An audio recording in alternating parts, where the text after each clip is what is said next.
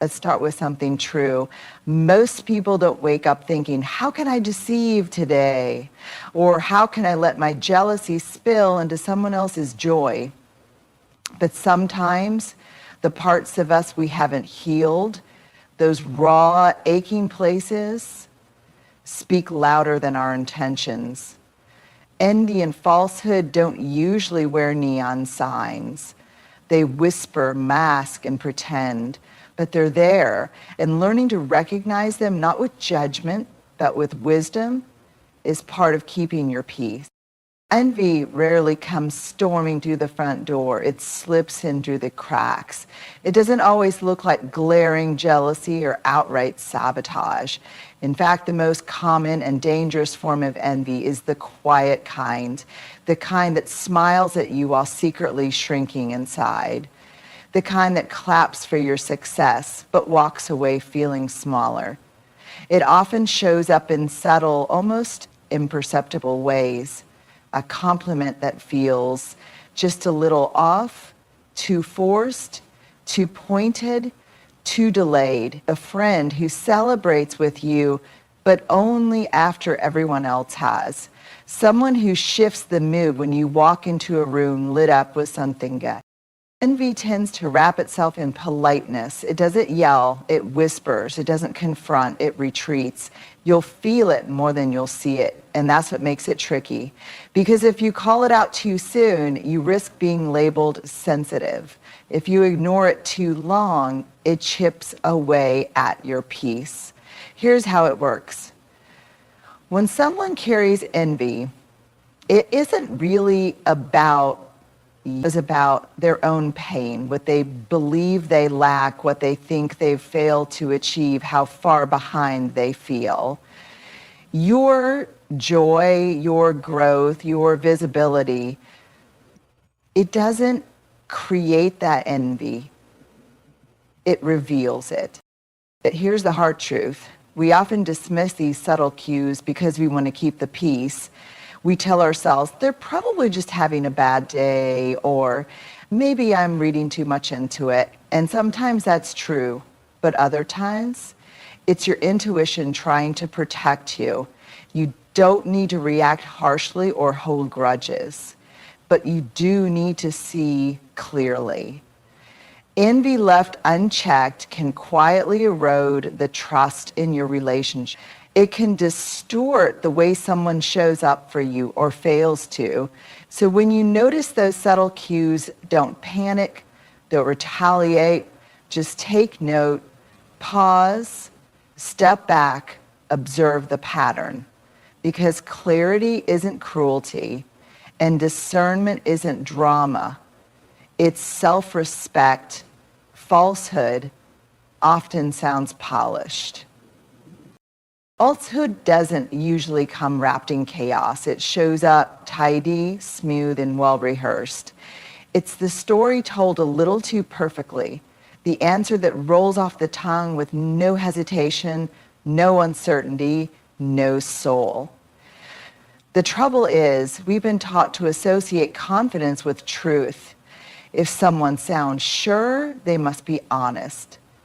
If they speak with clarity and charisma, they must be authentic. But that's not always the case. Because falsehood is often crafted carefully.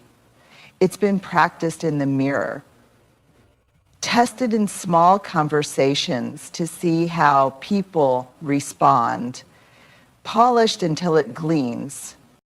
It's the version of the truth that protects someone's image, not their integrity. It's what gets said when the real story feels too vulnerable, too messy, or too exposing. And so instead of transparency, you get a performance. You can usually feel it when it happens, like something in the conversation just slides over the real thing.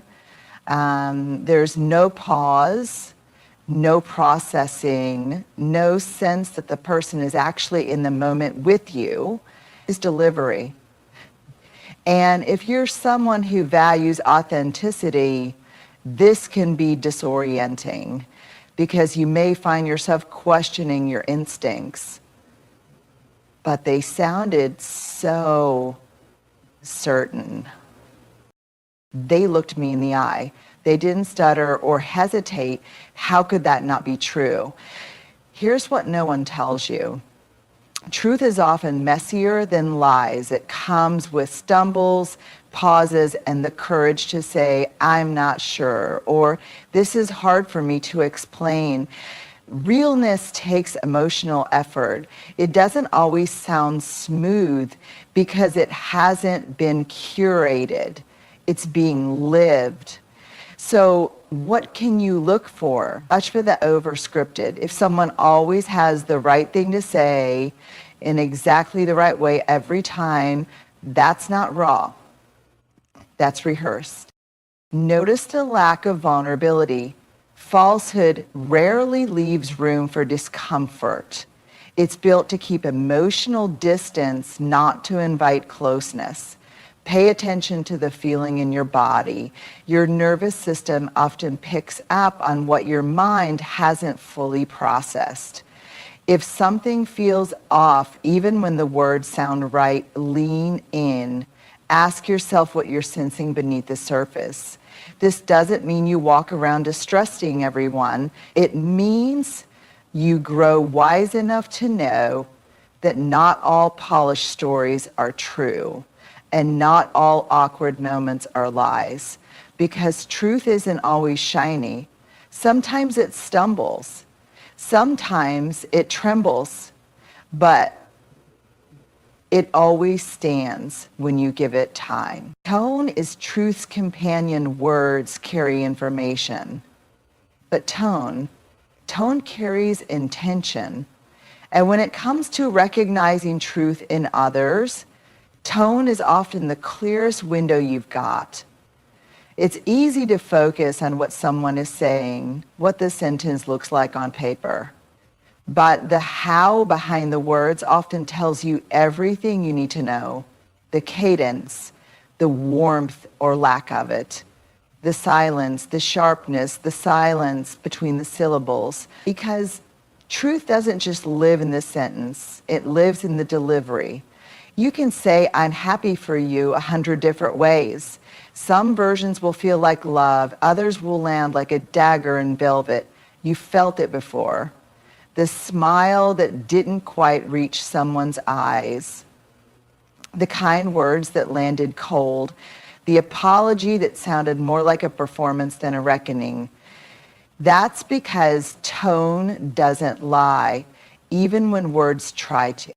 It's especially important in relationships, friendships, families, teams. Sometimes someone says the right thing, but something inside you still tightens. You hear the words, but your body feels the dissonance. That's your inner wisdom picking up on a tonal mismatch. Here's the thing.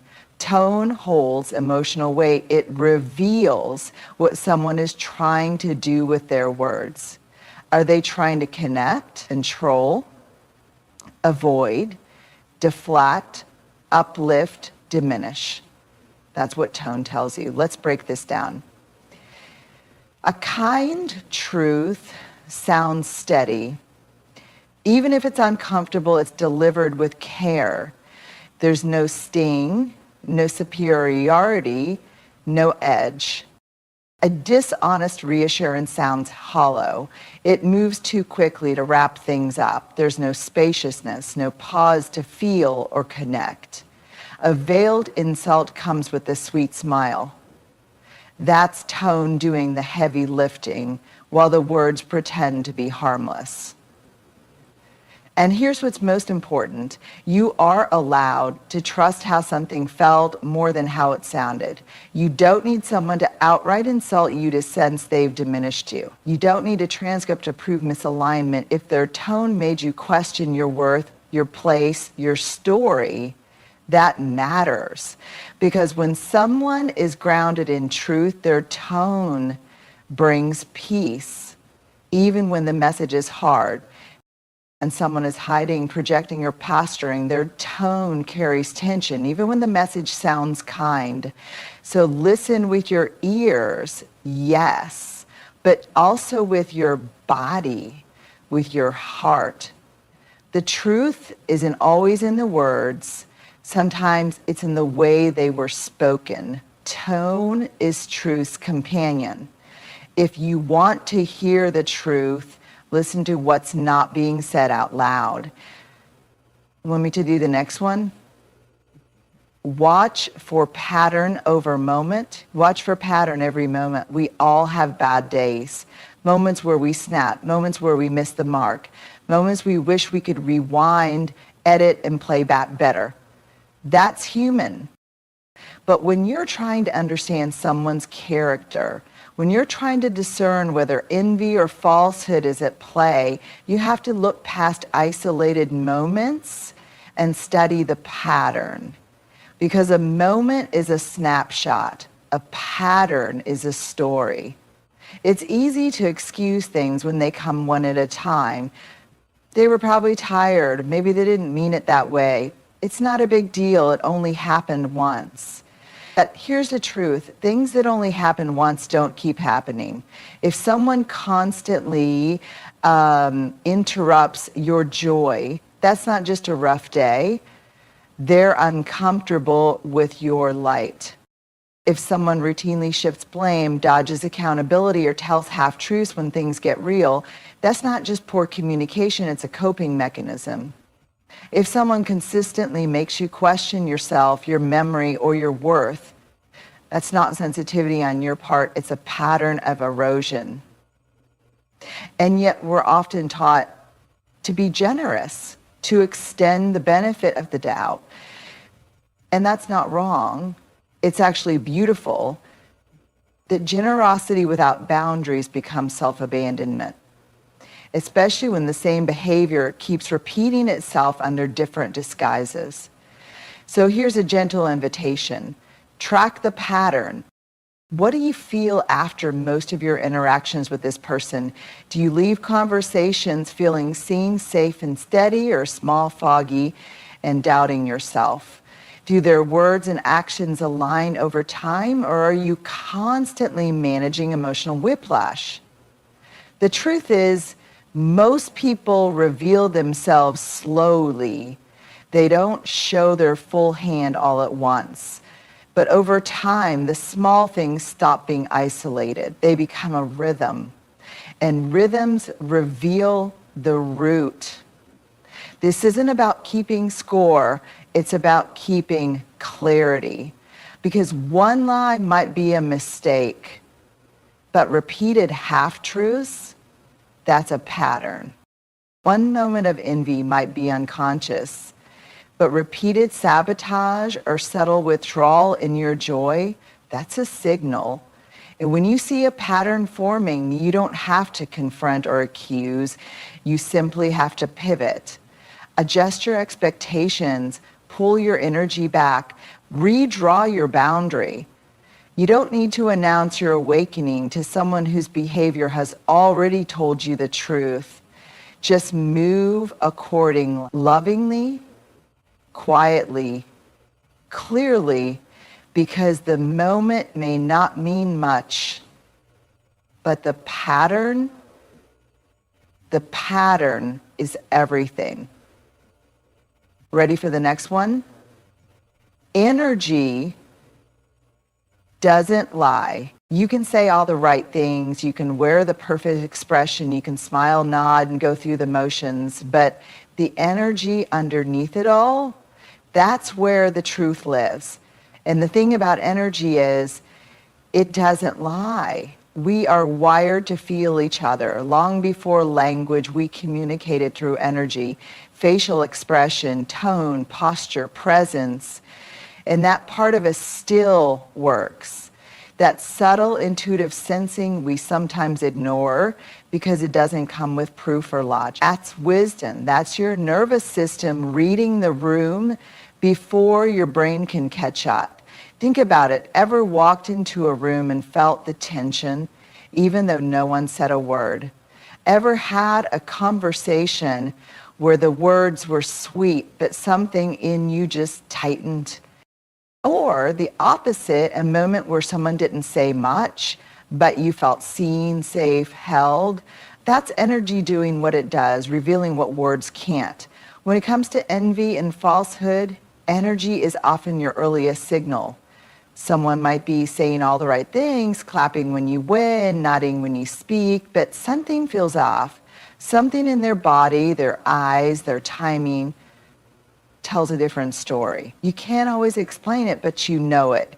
And here's the hard part. We've been trained to override this knowing, especially if we're empathetic or conflict averse. We doubt our gut. We second guess. We give people the benefit of the doubt at the expense of our own clarity. But here's a reframe. You're not being judgmental. You're being attuned. You're listening to the part of you that doesn't need permission to sense danger, misalignment, or insincerity. You're honoring the intelligence that comes not from suspicion, but from years of experience, heartbreak, healing, and observation. Because while someone can fake a smile, they can't fake presence. They can't fake the clean, clear energy of someone who isn't trying to compete with you, diminish you, or deceive you. And when someone's energy is off, you don't need to call them out. You don't need to collect receipts. You don't need to convince anyone else. You just need to trust yourself, even if you don't have the words for it yet, even if it's inconvenient, even if it makes you pull back from someone you wanted to believe in. Energy is the language beneath the language. It speaks with or without permission. It always tells the truth. And it's okay for you to listen. When you start seeing envy and falsehood clearly, when the masks slip and the energy shifts, it can be tempting to respond in extremes. Some of us go soft. They didn't mean it, we whisper to ourselves. We shrink our needs, downplay the betrayal, and stay silent to keep the peace. Others go sharp. We cut people off, build walls, and declare, I don't need anyone. But there's a middle way, a strong, steady path that honors both your humanity and theirs. It's called holding grace and boundaries together. Grace says, I see you're hurting. I know that envy and dishonesty are usually symptoms of something deeper. Fear, insecurity, scarcity. I won't demonize you for being human. Boundary says, but I still get to protect myself. I still get to choose peace over proximity. I still get to walk away from anything that chips away at my clarity, joy, or safety. This is sacred work, learning how to stay open-hearted without staying unguarded. It's not about being nice, it's about being true. Grace without boundaries turns you into a doormat. Boundaries without grace turn you into a fortress. But when you hold both, you become someone who can see clearly without becoming hard.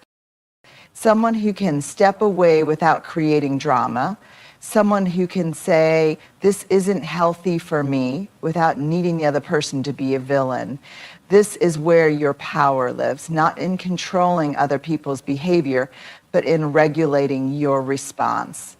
In saying, I can love you and leave the room. I can wish you well and still stop sharing parts of my life with you. I can forgive you and still choose myself, because grace sees the humanity in others. Boundaries protect the dignity in yourself. Holding both means you stop trying to fix people who don't want to change and start choosing peace over potential. It means you trust your discernment, even if it means walking a lonelier road for a while. It means you love from a place of truth, not obligation, not fear, not performance.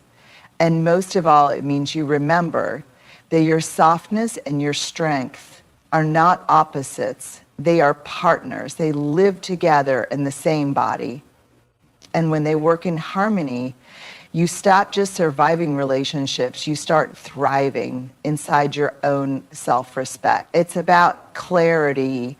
It's about protecting your peace, not building suspicion. It's about discerning energy, not assigning labels. Because the truth is, some people won't clap when you grow, some will retreat when you shine. Some will offer hollow praise, curated truths, and support that disappears the moment you need it most. That doesn't make them evil, it makes them human. But just because we understand it doesn't mean we tolerate it. You deserve real connection. You deserve truth without performance. You deserve relationships that feel safe even in your success. So pay attention to the subtle cues. Trust the tone beneath the words. Listen to the patterns, not just the moments. Feel the energy, even when it's quiet. And when things don't align, hold grace in one hand and boundaries in the other. You are not too sensitive. You are not imagining things. You are waking up to your own wisdom. And the more you trust that wisdom, the more your life will begin to fill with people who are rooted, not rattled by your light. People who don't compete with your growth, they honor it. People whose truth doesn't hide in shadows, it stands beside yours. So stay open, stay kind, but most of all, stay discerning, because your peace is too precious to place in the hands of those who haven't made peace with themselves.